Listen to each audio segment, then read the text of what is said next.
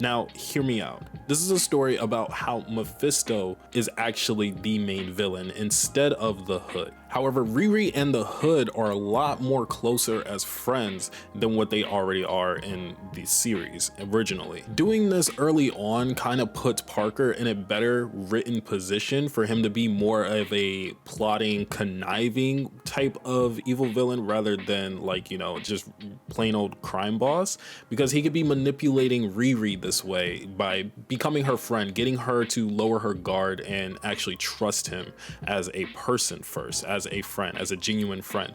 And they get a little closer personally, not romantically, but personally. Close enough that Parker feels like he can trust Riri enough to tell her the secret of the Hood. And she meets Mephisto personally through him. Now, Riri obviously rejects this because she doesn't really believe in magic, like, at all. So that would be their falling out moment. And they both go their separate ways. Now, when they go their separate ways, this is when Mephisto gets his hands on Riri.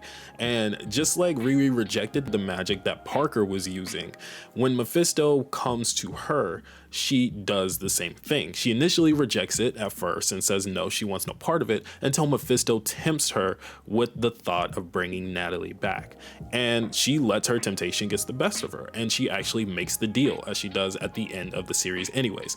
And now she has a real life Natalie with her, but it comes at a cost, the same cost that, you know, Parker is taking. Now, her and Parker are in the same boat. However, Parker doesn't know this. I think that would make a much more interesting story, because now this is happening maybe around like episode 3, episode 4-ish, and now Riri has to come to terms with this new decision that she has made, this horrible decision. Why is she real again? Like, now she has to explain this to Natalie as well, because Natalie has her memories, like, I'm supposed to be dead. This would have made for a very interesting story of how Riri would have navigated this, how she would have tried to figure things out and using science versus the magic of it all. You let me know down in the comments down below. What do you think of this